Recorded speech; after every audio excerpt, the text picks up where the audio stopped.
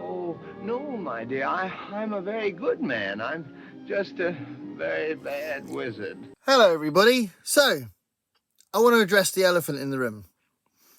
And when I say an elephant, I really mean 4 elephants that are riding on top of a flying turtle with a flat earth on top of them.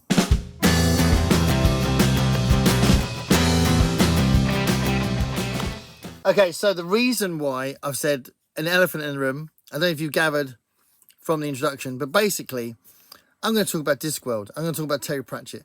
And the reason why it's an elephant in the room is because I've done this channel for 3 years, beyond 3 years, and never really talked about Terry Pratchett. But I have collected his books all my life. So going back to when I was a kid, not like obsessively, but casually. And I've got quite a lot that fill up this huge box I've just emptied. And there's tons and tons of books in there.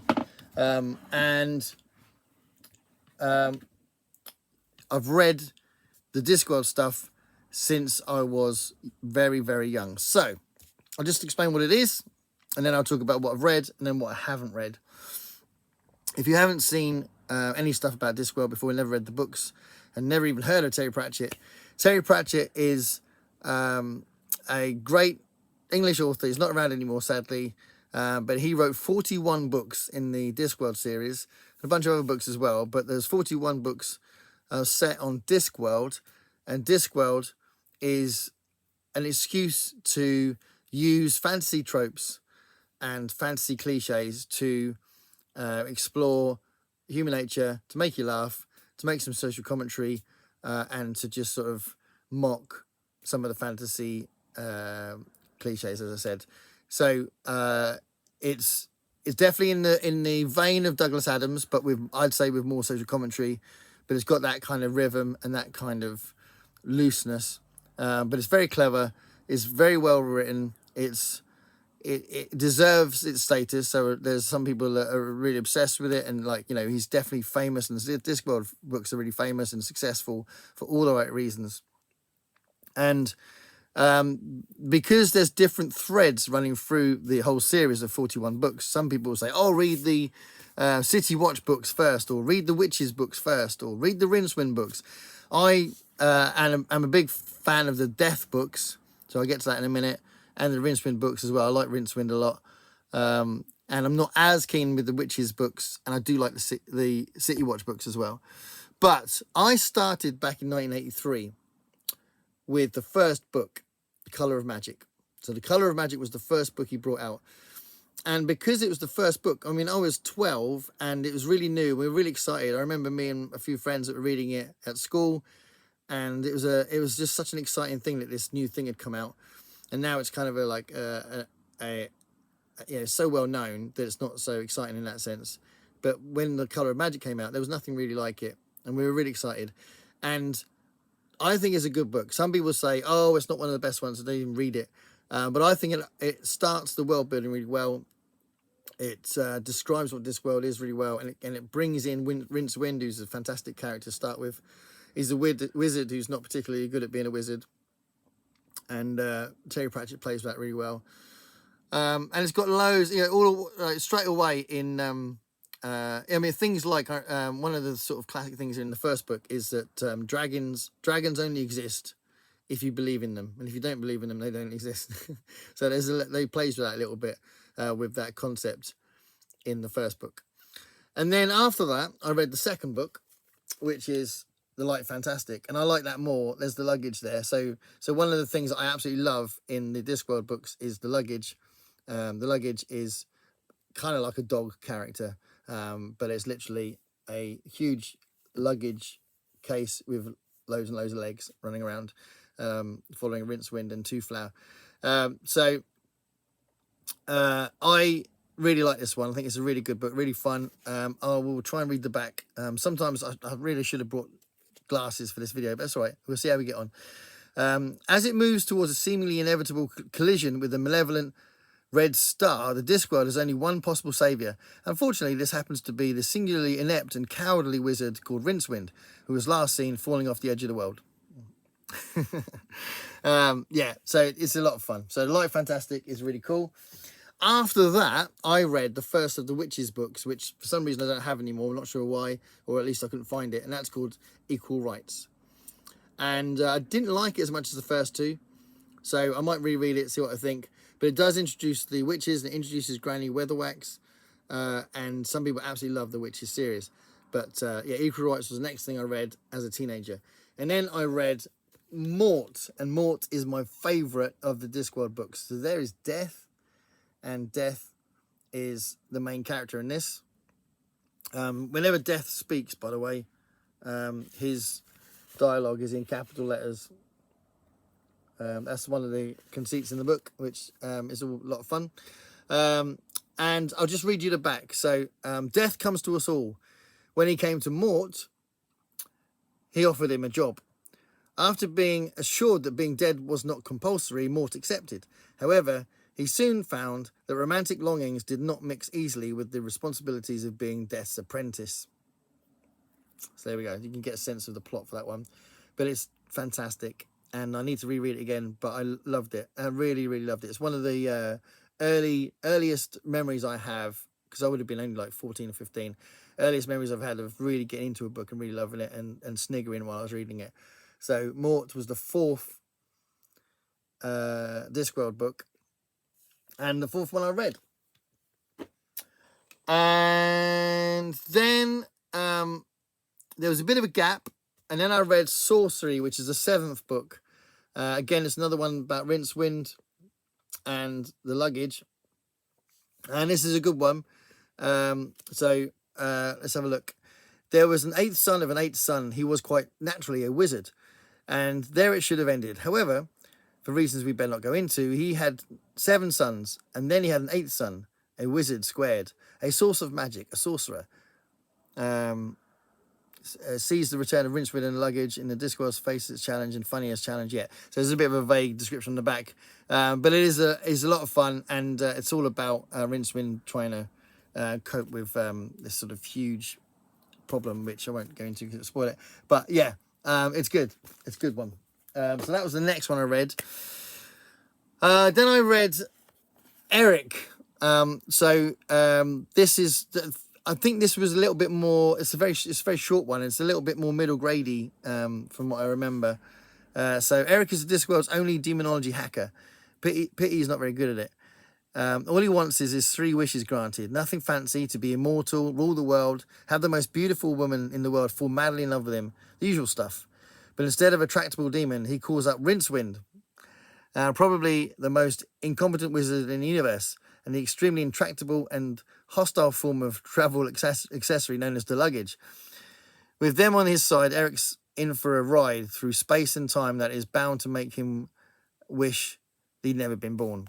So Eric is a lot of fun. And then I read the next Witches one. I've got 2 copies here. This is my old copy that I read, and I've had that a long time. And then I've got a newer copy which is really good condition. It's not, you can't see necessarily in the video, but they are very much a different condition. But Witches Abroad was Weird Sisters. Witches Abroad is there. Weird Sisters was good. I liked it more than Equal Rights, but yeah, still not as, I prefer the Death ones and the Rincewind ones, but yeah, Weird Sisters was good. Then I read Witches Abroad. I like this one more as well. I enjoyed that one. So I'll just give you a little bit of the plot here. It seems an easy job. After all, how difficult could it be to make sure that a servant girl doesn't marry a prince? But for the witches, Granny Weatherwax, Nanny Og, and Margaret Garlic, travelling to the distant city of Genoa, things are never that simple. Servant girls have to marry the prince. That's what life's all about. You can't fight a happy ending, at least up until now. So yeah, it's a lot of fun, that one. Again, playing around with fancy tropes. Then you've got these 2. I thought these were brilliant. I really like these. Again, I must seem to be a really big fan of the Death ones. That's Reaper Man and Soul Music. These are great examples of the way Terry Pratchett deals with the Death character. So Reaper Man is death is missing, presumed gone, which leads to the kind of chaos you always get when an important public service is withdrawn. Meanwhile, on a little farm far away, a tall, dark stranger is turning out to be really good with a scythe. There's a harvest to be gathered. And so clearly he's having a bit of time out, death. And there's chaos that ensues because of that. And then soul music is slightly different. Again, it's playing with the whole death thing again. And it's got a really cool plot. So other children get given xylophones. Susan just had to ask her grandfather to take his vest off. Yes, there's a death in the family. It's hard to grow up normally when grandfather rides a white horse and wields a scythe, especially when you have to take over the family business and everyone mistakes you for the tooth fairy.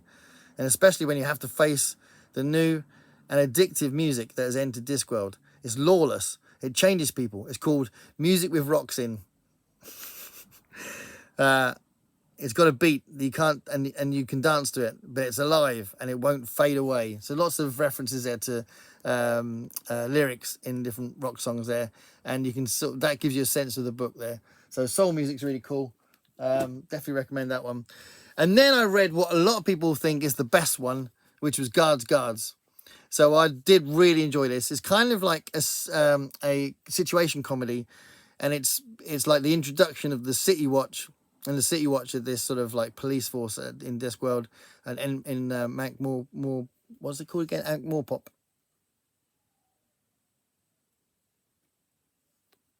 Discworld.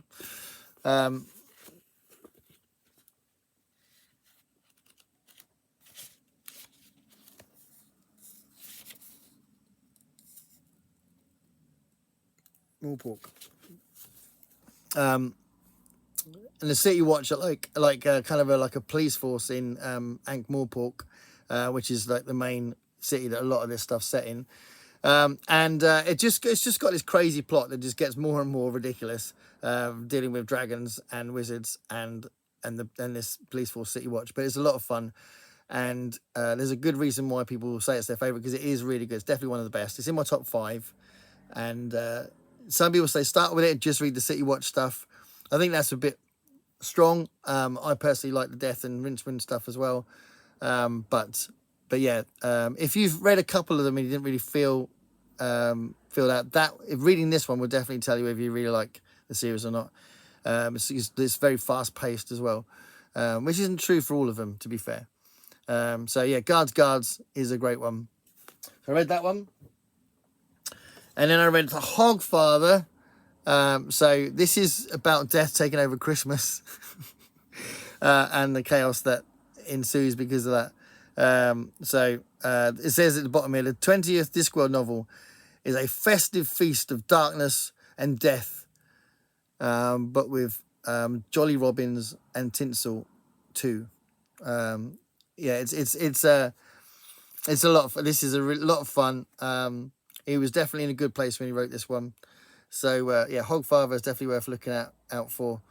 I seem to like Death. I do definitely like the Death Worlds the most. The Death books the most. Death books the most in Discworld. So that's Hogfather. Interesting Times is good. It's got a little bit of social commentary about war. I'll just find the back here. The oldest and most inscrutable empire on the Discworld is in turmoil, brought about by the revolutionary treatise What I Did on My Holidays. Workers uniting with nothing to lose but their water buffaloes.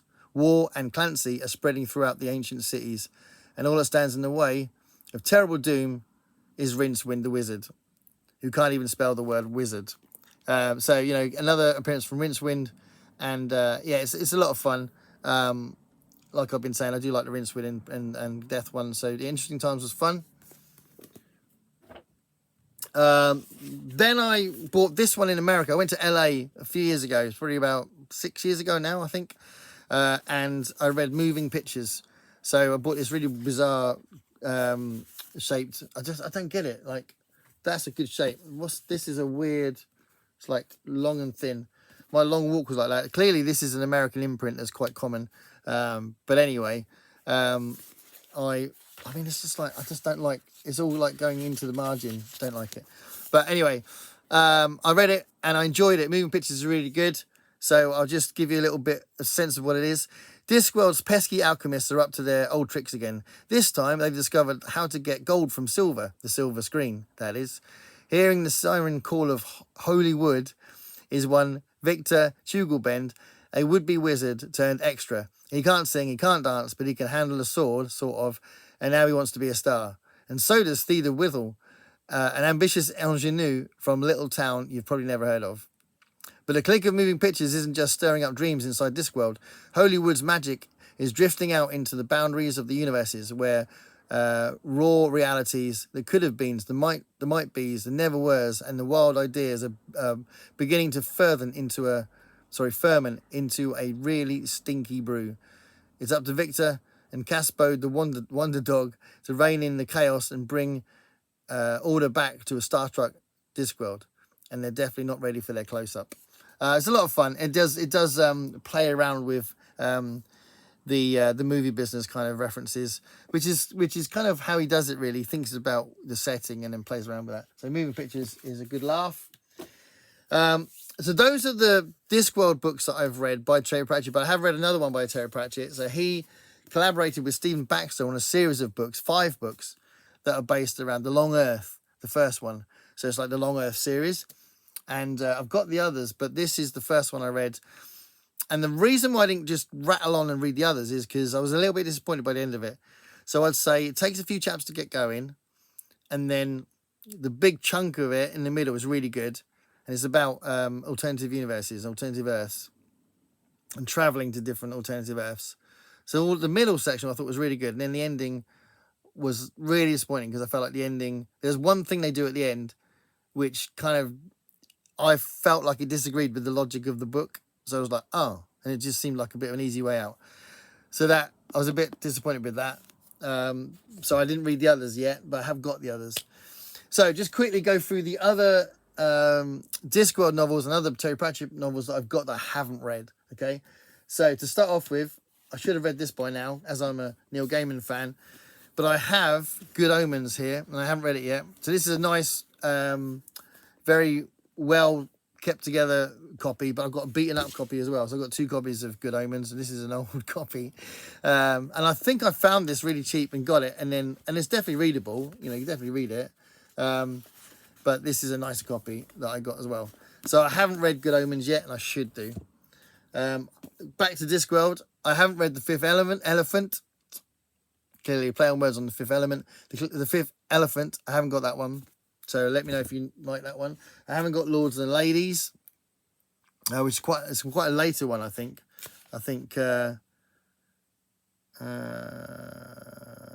It's about 12 or 13 books in. Men at Arms. So I think that's a City Watch book. Not sure. It is. It's a City Watch book. Men at Arms. So I haven't read that one yet. There's Jingo. That looks really good. So I definitely want to read that one. Discworld goes to war with armies of sardines, warriors, fishermen, squid, and at least one very camp follower. This is the 21st Terry Pratchett Discworld novel. I mean, this is definitely one I want to read as well. Jingo, I think I like this one a lot. And these have got different covers, which is kind of weird. What's these? Yeah, there's loads here. There's Masquerade. So I haven't got that. I haven't read that one, sorry. That looks like it's set in the theatre, the opera house. The show must go on as murder, music and mayhem run riot in the night. So this is a Granny Weatherwax story. So back to the witches. So Masquerade. I haven't read that one. I haven't read Pyramids, and I think I've got 2 copies of this one. Yeah, I've got 2 copies of Pyramids. One's better condition than the other one. I could get rid of this one. So being trained by the Assassin's Guild in Ankh-Morpork did not fit Tepic for the task assigned to him by fate. He inherited the throne of the Desert Kingdom of Jelly Baby rather earlier than expected. His father wasn't too happy about it either, but that was only the beginning of his problems. The Jelly Baby is written in a very Egyptian way. It's clearly a joke. So yeah, Pyramids. I haven't read that one, and I haven't read. Is that another copy? No, that's over there. And I haven't read Feet of Clay. And Feet of Clay is another City Watch book. There's a werewolf with pre-lunar tension in Ankh-Morpork, and a dwarf with an attitude, and a golem who's beginning to think for itself. But for Commander Vines, head of Ankh-Morpork City Watch, that's only the start. There's treason in the air. A crime has happened. So, there's all sorts going on in Feet of Clay, but I haven't read that one. And I also haven't read Thief of Time, and I had 2 copies of this, and I got rid of one of them. So this is the better copy. It's funny because it's got lots of creases on there, like it's been read loads, but it's actually quite a nice condition inside it. But Thief of Time is one I haven't read, which I think is about time travel. Yeah, it's a time travel one. So that's pretty cool. And then there's a few here, and then I'll just show you the other Long Earth ones I've got. Oh, what's this? Oh, and then I've got these. Right, okay, so I've got Snuff, another Discworld one, but you can see that it's not Josh Kirby anymore. And then Night Watch, which is another City Watch book. And Making Money, which I don't know, is that another? And this kind of takes Mickey out of banking and bankers and the Royal Mint. So I think that's a lot of social commentary in Making Money. And Monstrous Regiment, which I think that's another one set on like war being declared on Discworld. So yeah, Monstrous Regiment. And I've also, and some more here. I've got Thud, so I found that hardback quite cheap. I don't really like getting hardbacks, so I don't know whether I'll replace this. I might get rid of it once I've read it. I'm not sure. I could read that at some point. And I've got Nation as well. This is quite a nice copy, actually. So I think it's one of the later ones. Ooh, that's an exclusive edition for Waterstones. So it must be because of this lovely cover and all that. He's written quite a lot. That's the list of what he's written. But yeah, I haven't read Nation, no idea what it's about, but I got that as well. And then the other thing to mention, I've actually got a graphic novel of 2 of his books. This is like an omnibus of 2 of his graphic novels that I've got somewhere, which, interestingly enough, I didn't do on my graphic novels video either. So I don't know. I don't know where that's gone. But anyway, I've got, I did have all 5 of the Long Earth books, but I got rid of one because I didn't really plan to read them. But there's the Long Cosmos, the Long Mars, and the Long Utopia, because I was disappointed with the first one.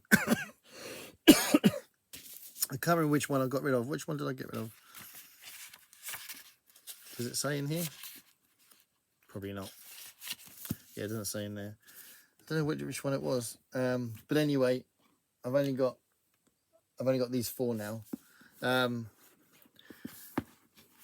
don't know. Tell me if you think the Long Earth series is really good. I was just disappointed by the ending, but I think it's a great idea.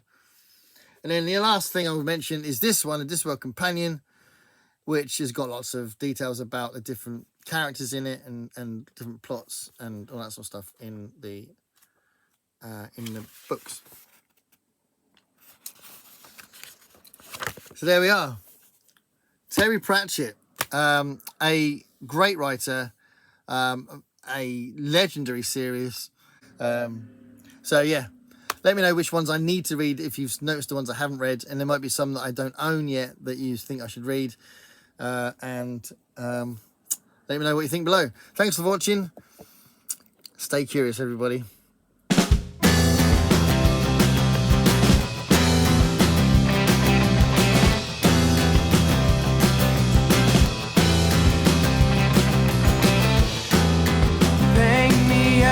Of what it's like to be you.